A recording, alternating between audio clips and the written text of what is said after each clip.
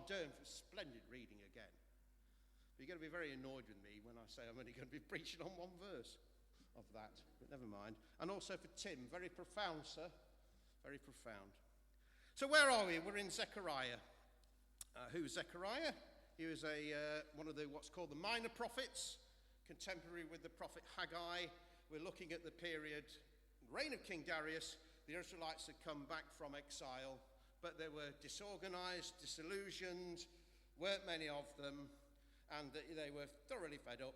So God raised up men like Haggai and Zechariah to get them back on their spiritual feet. Now Haggai was a straightforward, down-to-earth sort of fella, you know. Gets a hotline from God, says, right, you've got to rebuild the temple. And it happened. Zechariah, we move into more probably ethereal and surreal territory. Zechariah had loads and loads of visions.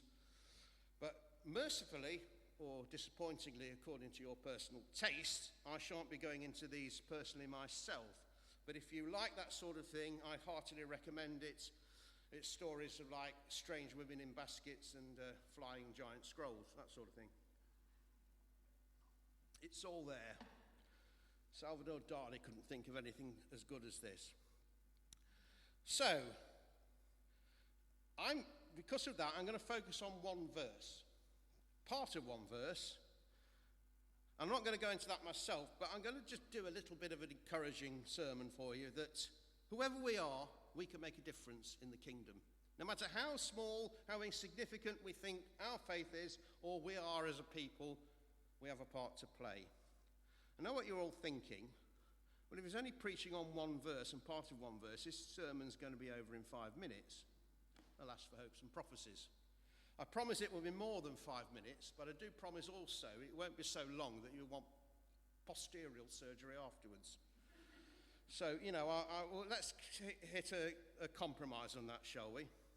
So the people had come back from exile. And, you know, the temple was in ruins. They started out with good intentions, but of course they got disillusioned. And doesn't that happen in our Christian lives? We get disillusioned, we get sidetracked, we get things coming, thrown at us by the evil one. And no difference here. The people were fed up. And, that, you know, they down tools in effect. They said, we will never get the glory of Solomon's temple. It will never happen to us. You know, and they got disillusioned by that. So that's why people like Zechariah and Haggai were brought along to get them back on their feet. And they did. But so what has that got to do with us? How can we apply that spiritual truth to our own lives today? Well, I think we can. And I think that, you know, there's 3 principles we can learn from this. And the first principle is small starts can lead to great things. And so straight in, I've got a question for you. And if you know the right answer, you win a prize. So the question is, if you've got a Church of England background, you may have an unfair advantage in this one. But I know you're all super intelligent people. Who can tell me what Rogation Sunday celebrates? Well, I'll take these home at this rate. Sorry, what was it? Yeah, along those lines, yeah. I forget which, well, we both.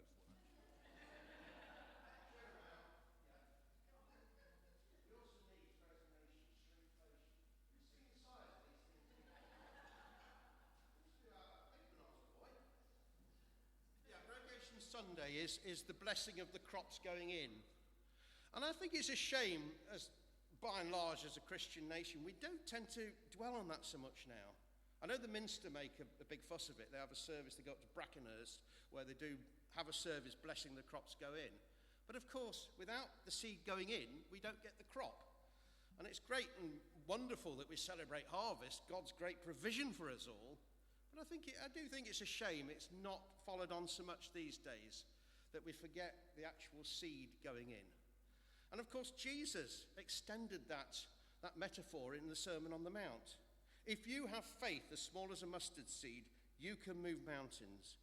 So Jesus is saying, yeah, I'm not calling you to do a great big evangelistic campaign at the moment. Start small, I will build your faith up, and we can do things together. So, there's no such thing as a small Christian. There are, sorry, I've got that the wrong way round. I can't read my own notes, sorry. There's no, there are small Christians, but they can't be small jobs. We all have that part to play. So we all have a part to play. And there is two fallacies that sometimes strike the Christian life. We let God do it all himself, what I call armchair Christianity. We've been saved. God's almighty. He can bring this to fruition, can't he? Well, no, but, God gives us free will. God gives us reason. He wants us to take part. The other fallacy is, of course, we try and do it all ourselves. We reduce God to a kind of like a consultant in an office. We'll turn to God if we make a mess of it, all that sort of thing. But no, the real answer is we are called to partnership with the Lord. And that is what happened at this time here. Zechariah was calling the people, look, start to rebuild the temple, forget your houses, you've forgotten your first love, and then the good times, the good things will roll on from there. And, God will work with us. And, of course, God always puts in more than we put in. We're not left to struggle on our own. Now, of course, we're all not going to be called to be spiritual Napoleons, a lot of us. But each and every job we do is of vital importance to the kingdom. Now, I want you to just indulge in a little bit of foolishness with me now. It worked for Paul. Hopefully it worked for me. But Billy Graham, of course, was a great modern example of what I will call a spiritual Napoleon, somebody who could look at the great campaign and see the great picture, see people come before him and bring people to the Lord. But just imagine with me, imagine Billy Graham in his heyday when he had a quiff and he wore colourful ties and sharp suits and all that sort of thing. Imagine let's call him Horace, shall we? Imagine a little fella called Horace. He sees the poster. I'm going to trot off and see what this Billy Graham's like. He goes to a great campaign. He hears the message. He goes forward. Now, of course, Billy Graham is not going to meet that man there himself. He's busy preaching. Hundreds are going towards the stage. There are people there who are used to speak to these people who've just made a commitment. People we will never know the names of. People whose names are lost to history. But if they weren't there, Billy Graham's message or mission would have been so far much poorer. So Horace goes forward, he's prayed for, and then he goes off home. So his next job is to find a church where he feels comfortable and at home, where he can be ministered to, and that's where other unsung people come to the fore, where, we will never know their names, but they will come beside him and grow him in his spiritual life, because he's still a spiritual baby, of course. He's hardly read the Bible. He came out on a whim. He made the commitment. He needs nurturing. And he's nurtured by a loving Christian family. And then, of course, it's a cumulative effect. Horace is now steeped in the word. He's on fire. He's enthusiastic. Phyllis goes to another Billy Graham campaign. She comes to the church. He's the one now nurturing her. And so it goes on, and so it goes on. That, of course, is the ideal. Sadly, of course, not all the time it happens. But the point is, however small, however we think nobody's going to use us, God can. And that comes to the third point. Everybody can be involved. We don't need an impressive CV. We don't need, testimonials from universities to get on in the Lord's kingdom. He chooses us just as we are. We all have something we can offer. We all have gifts. But sometimes, of course, human nature blocks those gifts. And sometimes, things go wrong. We get depressed. We get anxious. Things go wrong. That's why I think cabaret is so vital, especially in today's world, with all the media pressures, with all what goes on social media and everything else, with all the hate that seems to be in the world at the moment. We need a service like cabaret, and I absolutely endorse it. And, and even the strongest of Christians can feel those dark days from time to time. But Jesus gave us the best example. When Jesus was ministering in first century Palestine, to be spiritual, you had to be either a Pharisee, a Sadducee, or whatever. Closed communities almost. The Pharisees had laws on laws on laws on laws. Jesus said no. He would say to the Samaritans, you can be a Samaritan, carry on being a Samaritan. You don't have to become Jewish. He would say to, a Sadducee, yes, you've got a status in society, but use it for my, build my kingdom.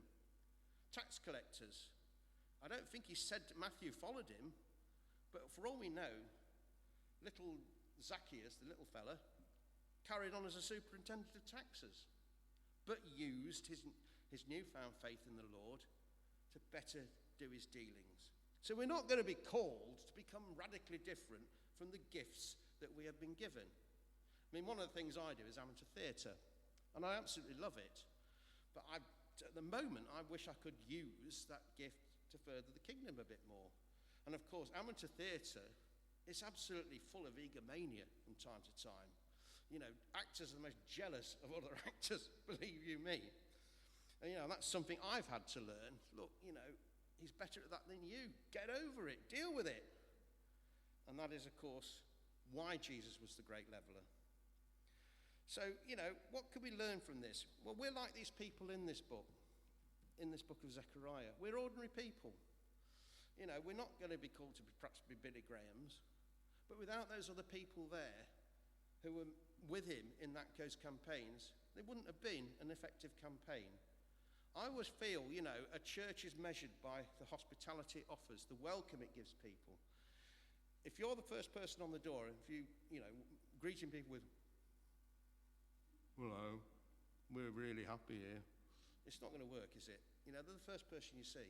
They're going to go back and colour, there's not a very friendly lot there. And, I might be preaching the finest sermon ever heard in the world. I'm not. Probably not even in the 4th division, but never mind. Without the whole encompassing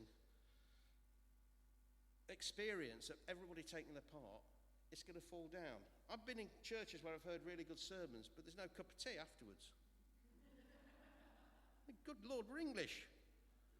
I've been in churches where you got a cup of tea, no biscuit. What good's that? We need to pray for them. Mentioning it's Charles Street, you know it. But anyway, so in conclusion then, I promised you, you won't need them, whatever. In conclusion then, don't be discouraged, don't be downhearted. God uses you. Whatever you've got to offer, the Lord will use it if it's for his kingdom. We all have our part to play. We're all equally important in God's eyes. And I think that's something we can celebrate. But yes, I know there will be times when we doubt that, when we feel, the world's crushing down on us. But as Zechariah, because he was only an ordinary guy as well, as Zechariah reminds us, once people get enthused about things, everybody will want to join in. And indeed, that is what happened. So I leave that with you. None of us are insignificant.